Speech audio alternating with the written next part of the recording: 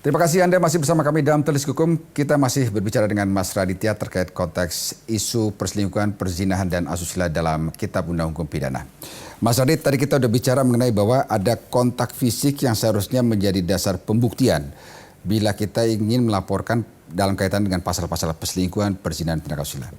Namun bagaimana dengan bila kita memiliki atau mengklaim kita memiliki bukti-bukti digital, chat atau bukti pembicaraan antar akun sosial media, antara pasangan kita dengan pasangan lainnya, kemudian video, bahkan video baik itu video mereka tengah berdua, atau video yang bahkan tadi konteks perzinahan secara fisik tadi. Ini apakah bisa menjadi dasar yang bisa kita ajukan untuk pelaporan? Oke. Kalau untuk kita menggunakan dasar 284, saya rasa kalau bukti awal, dua alat bukti pertama sebagaimana diatur KUHP itu mempergunakan bukti chat tidak bisa. Oke, bisa, oke. Tidak bisa. Karena bagaimanapun juga chat itu wajib untuk dibuktikan keabsahannya oleh pakarnya. Berarti ada digital forensik lagi. Ada digital forensik lagi, dan itu pada tahap nantinya, bukan di tahapan awal. Yang pertama maksudnya. Yang kedua, kalau penyidik itu juga dan institusi Polri terutama, itu penyidik itu bukan orang yang gampang untuk, bukan dia menolak atau seperti apa, tapi dia tahu nih yang melapor ini dalam kondisi yang baik atau tidak. Termasuk dalam acuan omongan saya kepada video tersebut. Oke. Karena video tersebut itu nggak bisa sembarangan dipergunakan. Contoh misalnya, dia video saya diam-diam. Oke. Bagaimana dia bisa videoin saya diam-diam? Itu nggak ada kata jebakan. Ya kalau udah melakukan dugaan tindak pidana, wajib dong kita melakukan pencegahan. Artinya bisa jadi video itu tersebar against against kemauan dia gitu ya. Iya. Tapi kalau saya sebagai yang dikorbankan di situ, saya lapor balik. Kenapa kamu sampai lepas saya sampai bikin video? Nah, itu kan persoalan waktu terdahulu kita sempat dapat informasi tentang ada yang akhirnya terpidana, kaitannya bahwa tadi konteks asusila, penyebar luasan video perbuatannya itu, padahal itu jelas diinformasikan itu bukan kehendak dia tapi oleh orang lain. Kenapa itu bisa? Saya tidak bisa menjawab dengan ilmu, tapi sebagai pandangan sebagai praktisi dan akademisi. Oke. Terkadang memang public opinion ini memang luar biasa powerful dibanding apapun menurut saya. Karena memang bisa memutarbalikkan segalanya. Menurut saya itu korban. Sama yang terjadi sekarang. Saya bingung kalau misalnya orang dijebak gitu. Kok bisa ada istri mau ngintai bareng-bareng sekeluarganya tunggu sampai masuk kamar baru dijebak. Berarti udah emang udah niat buruk gitu loh. Nah, ini secara praktek tapi saya tidak dapat menyebutkan siapa nama orang.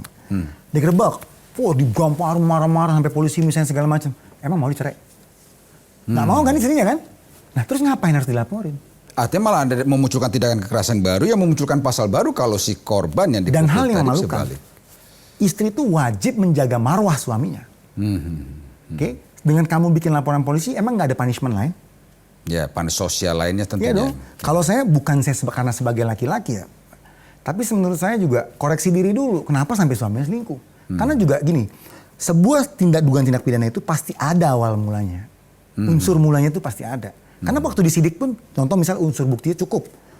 Dugaan ini dapat dinaikkan misalnya statusnya. Polisi itu nanya, apa sih yang mendasari Anda sehingga melakukan dugaan perselingkuhan? Itu banyak faktor yang saya juga nggak tahu gitu kan.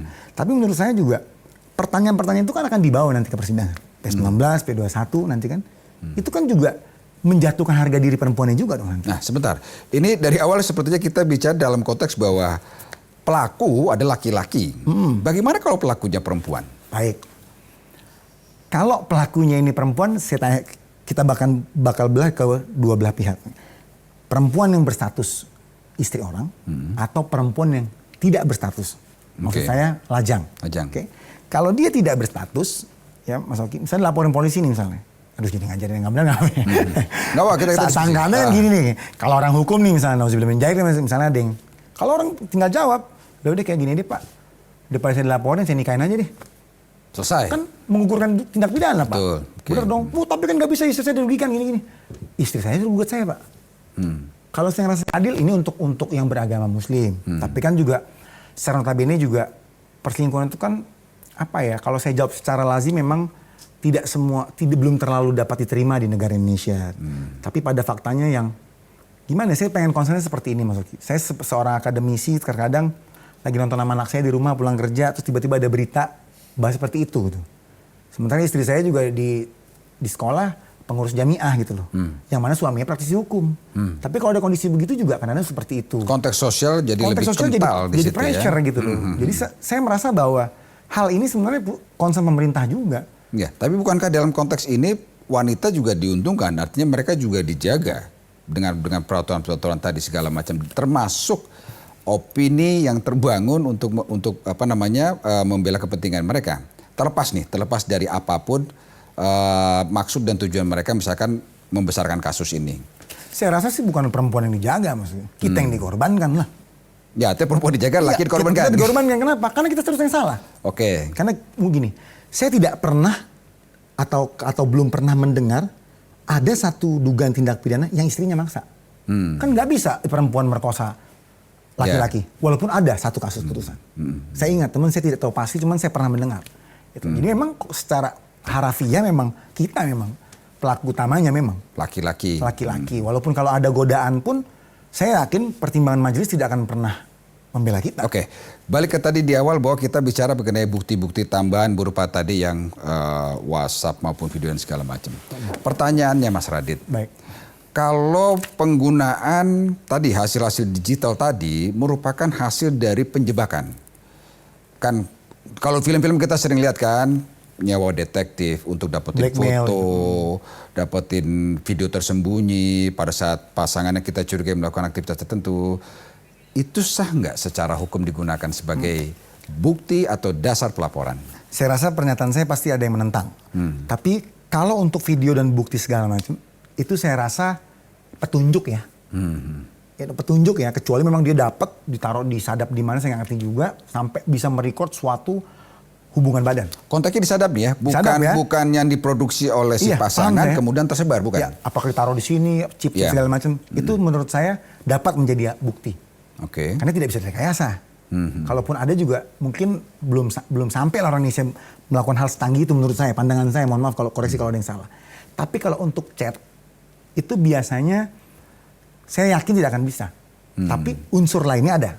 Nah, pertanyaan berikutnya ada yang menarik. Kalau memang video itu bisa dijadikan bukti awal, walaupun sifatnya menjebak, bukankah hal itu dilarang oleh undang-undang? Yang dilarang kalau kita menyadap handphonenya dan mengambil datanya. Oke. Itu dilarang. Karena kan itu privacy. Kayak saya seorang advokat, nggak boleh istri saya megang handphone saya. Kenapa? Ada rahasia sama klien saya. Nah yang banyak ini kan yang nge-hack, dicolok, masuk laptop, ke trace semua gitu. Sementara gini, Mas Oki, gua gak seneng nih sama lu. Kan nggak tahu di awal mula kita ngobrol nggak senengnya kenapa. Jadi nggak bisa kita memperspektifkan apa yang ada dalam pikiran kita. Makanya pembuktiannya untuk itu tidak bisa dapat diterima. Berarti pembuktian itu boleh kita adakan. Artinya kita boleh mengejar dalam tanda kutip menjebak seseorang yang kita curigai berselingkuh itu dengan rekaman video dan yang seperti tadi itu sah dihukum gitu. Loh, saya rasa kalau misalnya seorang istri atau suami mencurigai wajib lah. Kan dia berusaha untuk mempertahankan hubungan rumah tangganya. Oh, berarti konteksnya kembali kepada video dan niat awal ya untuk melakukan pembuktian sebelum dia benar-benar firm bahwa ini terjadi seperti itu ya. Memang dia wajib untuk melakukan pembuktian. Oke. Karena kan dia nggak mungkin dia datang ke polisi untuk dia bilang, Pak gimana nih Pak? Tolong buktiin Pak. Tolong gitu. buktiin, nggak mungkin. Nggak mungkin. Tapi bisa konseling di unit PPA itu, kebetulan saya lagi tanganin juga, itu kalau dia sudah tidak bisa lagi menghadapi suaminya, ke psikiater nggak bisa, apa nggak bisa, minta pertolongan lah. Itu ada surat konseling, rujukan segala macam, itu ada. Itu pun karet nih sedikit ini, karena gangguan psikis. Polisi nggak bisa melakukan apapun, karena psikis kita yang terganggu kayak pernyataan saya tidak dirugikan dengan dia selingkuh. Kan yang tahu dia dirugikannya gimana. Ya betul. Nah kalau suami masih nafkahin, masih bertanggung jawab gimana? Jadi ada konteks subjektivitas yang juga bisa, yang cukup kental dong berarti dalam konteks pelaporan ini. Iya artinya terkait bahwa dia niat melaporkan itu dari sisi mana kan tergantung bagaimana si penyidik atau siapapun konselornya itu menyikapi dulu, mencari tahu dulu maksud dan tujuan dia melapor seperti itu. Sebenarnya kalau sampai ada laporan, melaporkan suaminya, itu pasti udah parah banget Mas Fuki.